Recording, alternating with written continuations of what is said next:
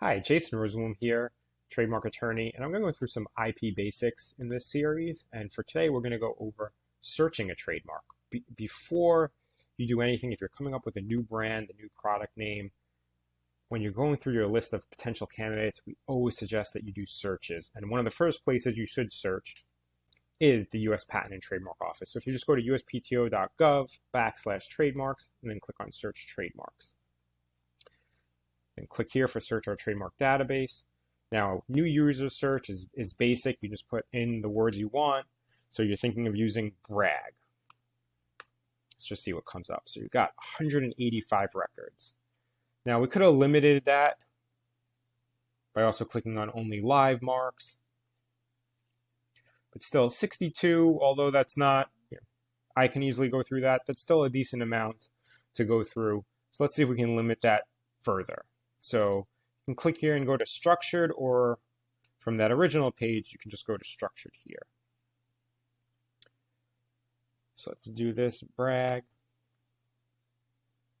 Then for field, I always suggest use basic index. So that's going to actually look at the mark itself. And then for field, you also want to check goods or services. We can limit it by what type of products you're going to sell with it. So let's look at computers. I have a lot of clients that sell on Amazon or on their own websites, different accessories for computers, chargers, screens, things like that. So let's just see what this turns up if we were looking at brag. So this took us down to 25 records. That's a lot more manageable.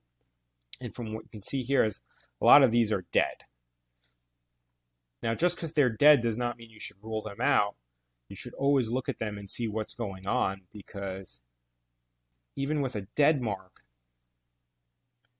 if we were looking at selling cases for electronic equipment, cases for mobile phones, computer carrying cases, even if we were selling chargers for computers, this still could be an issue, and you want to see what's going on. Why is it considered a dead trademark?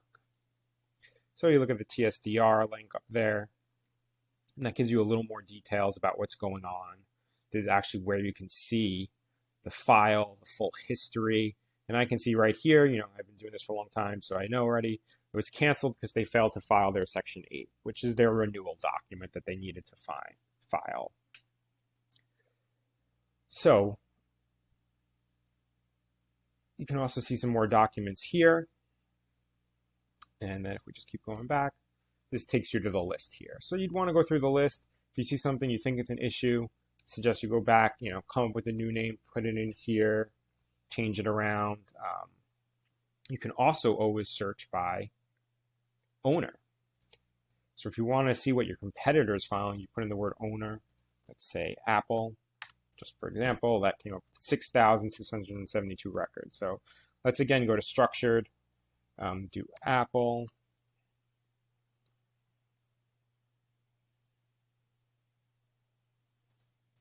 And then you can look at goods or services.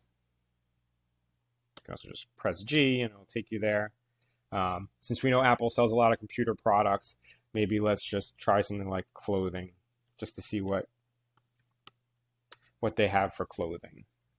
And that brought up 194 records. Now, this is not only going to be Apple, which, iMac, iPhone, the usual Apple that you think of, but it could be other Apples as well, but it's at least narrowing it down somehow. So searches like this, as well as Google, Bing, if you're selling on Amazon, go to Amazon or eBay, put in the searches for the name that you're thinking of using for your product or your business name to ensure that no one's using something similar. You want to avoid likelihood of confusion. And then once you get past that, then you can have an attorney or hire another service to do a full comprehensive clearance search for you to ensure that you're not going to have any issues if you move forward with that name, as well as give you an idea of how protectable will it be, because there is a hierarchy of strengths in trademarks. Jason Rosenblum, intellectually protecting our client's property. Please reach out, jhrlegal.com, if you have any questions. Thank you.